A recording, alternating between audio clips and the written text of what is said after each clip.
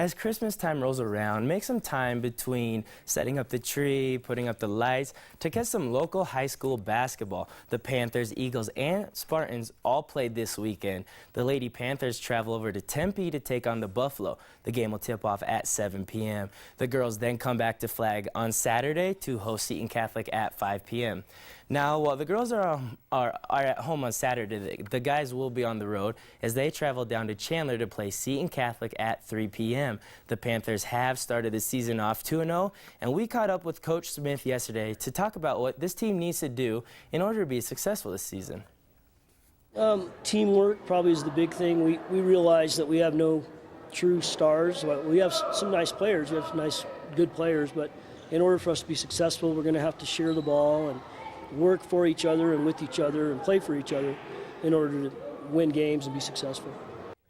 Heading over to the other side of town as the Eagles have a slow couple of days as the girls get the weekend off to cheer on the guys Saturday night as they host Poston Butte at 7 p.m. The Eagles have rolled last season dominance into this season with a 2-0 start, along with looking to continue on their 14-game home win streak dating back to last season, of course. Now, the first game was a 12-point win on the road in Prescott, and then they came home and got a 1-point win over Peoria. And to conclude high school basketball, the Northland Prep Spartans are also in action this weekend in the 4th annual Red Rock Hoops Classic. They played their first game against the Prescott Badgers at 3 p.m. earlier today and are currently in action against the Payson Longhorns. Now, while the guys are at the Red Rock Classic, the girls will be in Williams for the 18th annual Route 66 Holiday Classic. The Lady Spartans' next game will be against Yuma Catholic tomorrow at 2:30. The Eagles and the Panthers aren't the only undefeated teams in Flagstaff, as the Spartans have also started the season with a 3-0 record. We caught up with Coach Jess Ramirez as he talks a little bit about his team's season. I think the thing we're looking at the most is making sure that we pick up where we left off last season. I lost 5 of my seniors last year, but we're 3-0 this season. We started off really well, and everything's picked up, and it looks like we're going to have a good season. You know, those first 3 games gave me a lot of insight on what we need to work on, and that's basically all we're going to work on in practice are the little things that we need to get back together and keep these kids motivated to want to play.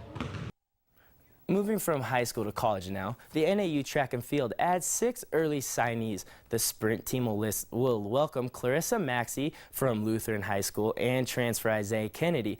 Distance brings in 3 runners from high school, including Jimmy Fitzgerald from California, Michaela Malaspina from Idaho, and Miranda Myers out of Sacramento, California. And finally, freshman Brady Williams from Henderson, Nevada joins the throwing team. Coach Eric Hines said, quote, "For this being the first year of having the early signing period back, I thought we did a phenomenal job of getting athletes in many different areas, from throws to sprints to distance, and they will all be able to come in and contribute to the conference level immediately." Now, staying on campus, the NAU men's and women's basketball team opened up the Dome last night with a doubleheader. The ladies played Loyola Marymount, and we jump right into that game as Caitlin Preston gets stuck under the hoop but finds Brittany Lusain for an easy 3. Now, 1 assist wasn't enough for Preston as she racks up another with this inside-out 3 to Tori Lloyd. And for Renee Coggins, she felt a little left out, so she hit a 3 of her own. Finally, Lusain and Erica Banks both get easy buckets as the Jacks open up the Dome on a high note with an 82-64 victory. Raven Anderson led the team with 21 points, and Brittany and Renee each added 18 of their own. The ladies' next game will be in Eugene, Oregon to play the Ducks. Now, hopefully fans didn't leave after the girls' blowout victory because the guys followed up a game of their own against the University of Texas San Antonio Roadrunners.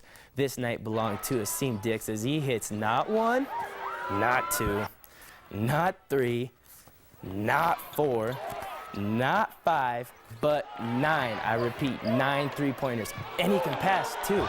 But this steal by Quinn Upshur and the easy basket wasn't enough as the Jacks fell short in overtime, 88-83. Now, Mr. Dixon led the Jacks in scoring with 31 points. The Jacks return home December 13th as they host Loyola Marymount.